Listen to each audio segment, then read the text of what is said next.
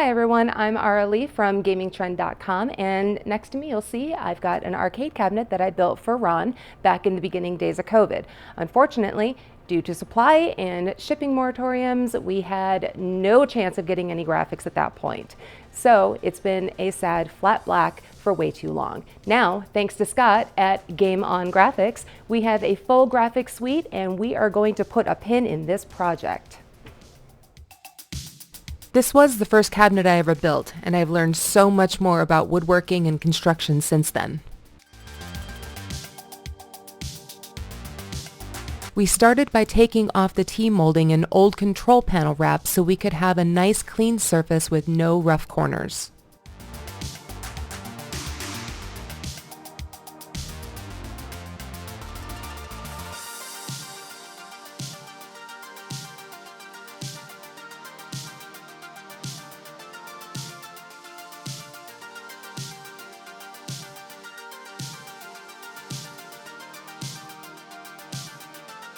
I also lightly sanded all the edges to remove any burrs.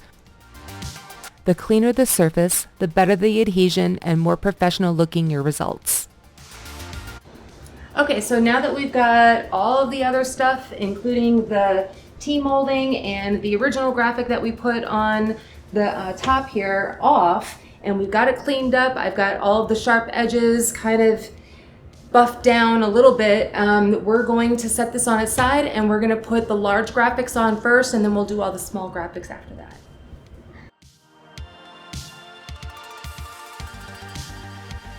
The wrap is about 1/2 millimeter thick, so it'll hide some minor flaws, but you want to start with as smooth a surface as you can muster.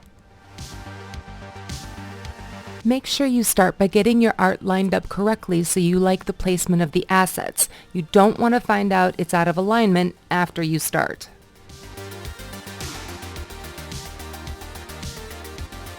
I trimmed off the excess at the top of the cabinet, and I cut slits into the outer edges for better manipulation around the corners, but I was supposed to do this after I got it smoothed out. I inadvertently made it harder to pull the backing off. Oops.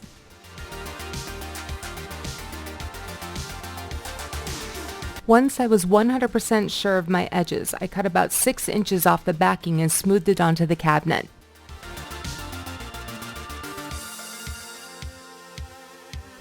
After watching a few different application videos, we decided to try one suggestion to use a wrapping paper tube to keep the wrap from sticking to itself. I ended up not needing it because I was holding the rest of it off the cabinet anyway.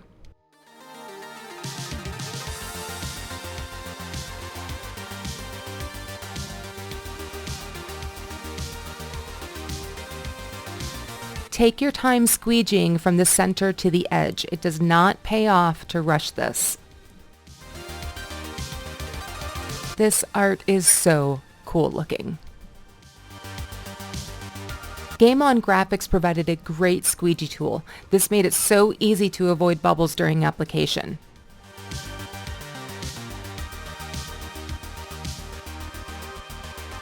An amazing suggestion from one of those application videos was to use a heat gun for getting a clean edge.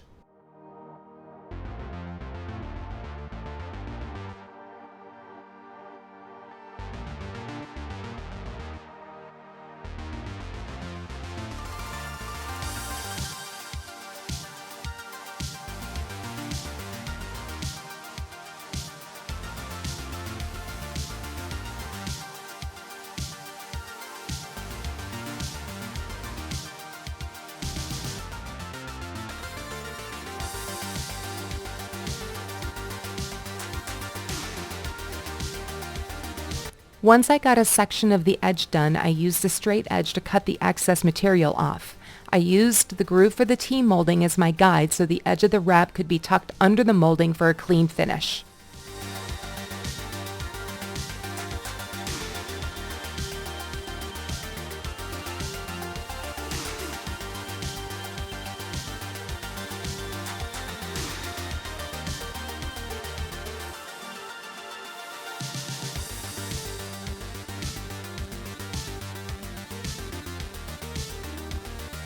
You can see that as the vinyl heats up, It thins out and stretches with just a little pulling, not a lot, and then use the squeegee tool to smooth that down while it's still warm.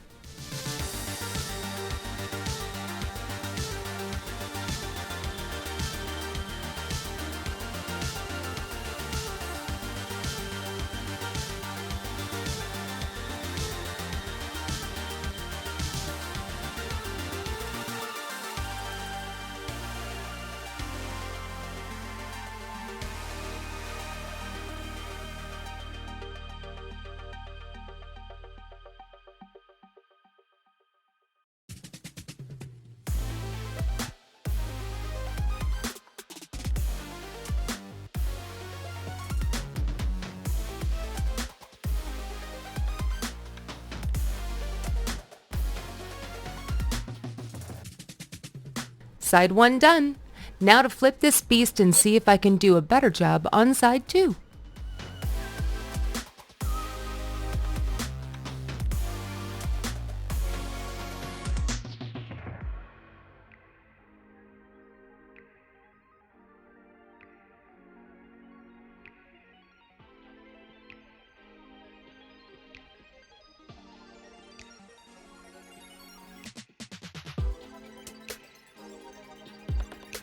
This time I didn't cut the slits till I needed them, and I think that worked better for me.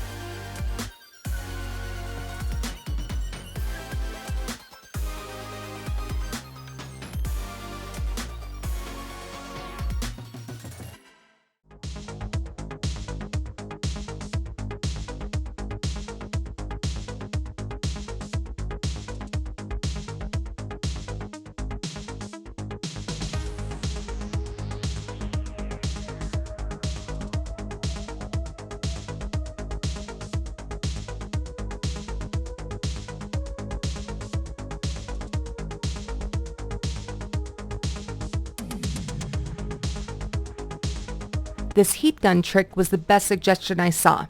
I realized that I could use it for really tight corners too. After getting it edged over, I pinched the corner.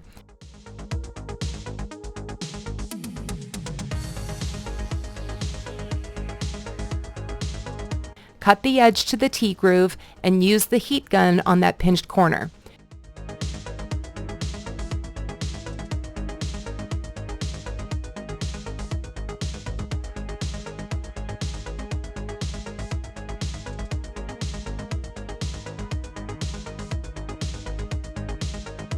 Once it was nice and hot, I flattened it down like a hospital corner.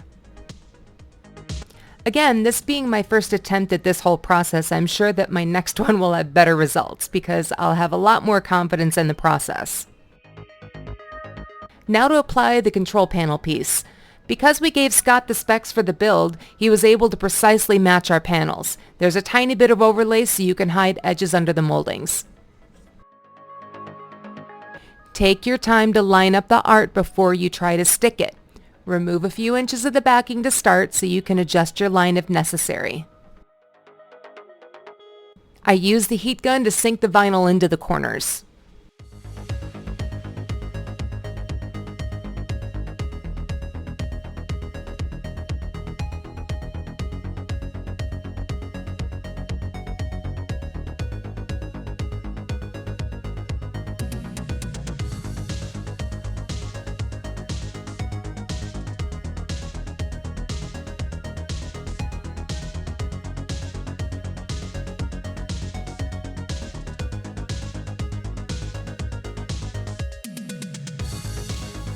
There's a tiny bit over the top here, so I use my straight edge to clean that up. Side note, always replace your straight edge blade with a new one before you start something like this. You don't want to risk damaging your wrap for a dirty blade that snags it.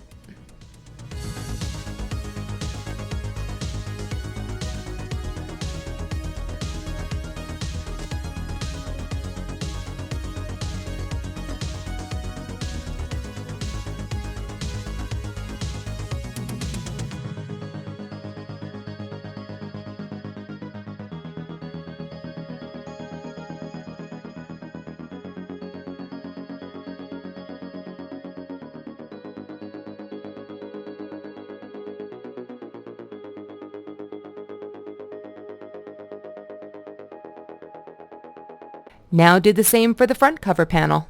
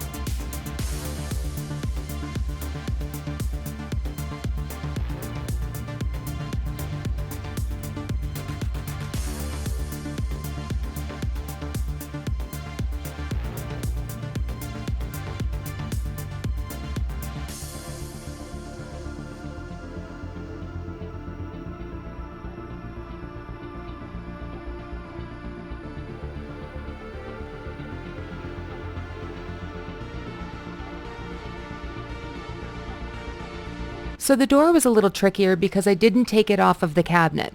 In the future, I would not attach a door until I had this applied. Things I didn't know 4 years ago for 100, Alex. But the process is the same. Line up your graphics, remove a small part to stick it down, and then slowly peel and squeegee smooth.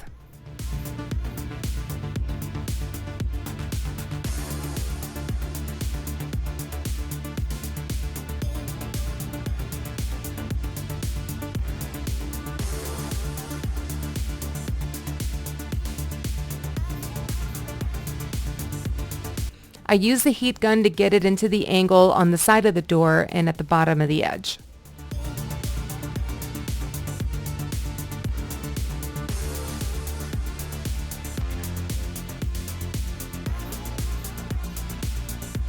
Finally, the buttonholes. I used the heat gun to find the holes so I could cut the slits and smooth them down.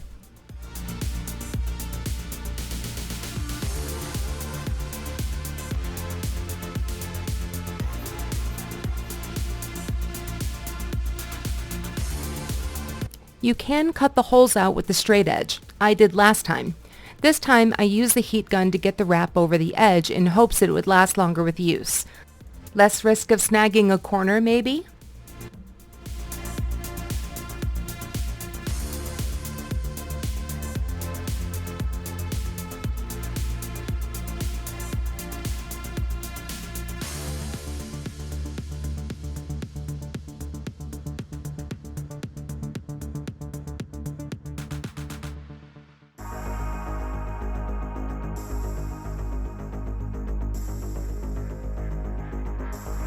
let's get that T-molding back on.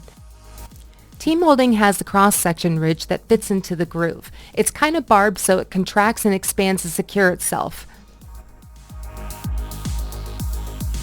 Since this cabinet is made of MDF, I'm sure it expanded the groove a touch when I took it out, so I used a little Gorilla Glue to aid in the stability.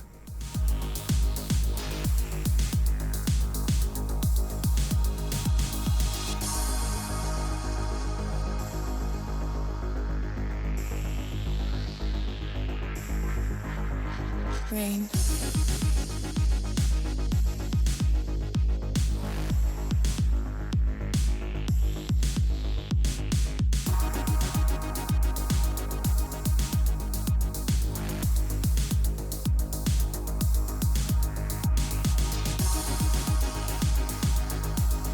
All right, so there we have it. We have got a completely wrapped cabinet with some amazing graphics. So now it's up to Ron to do the hard part and do all of the electronics, including the button installation.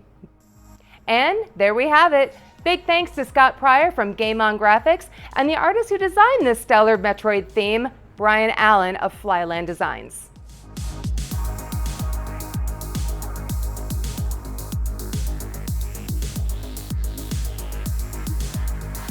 Rain.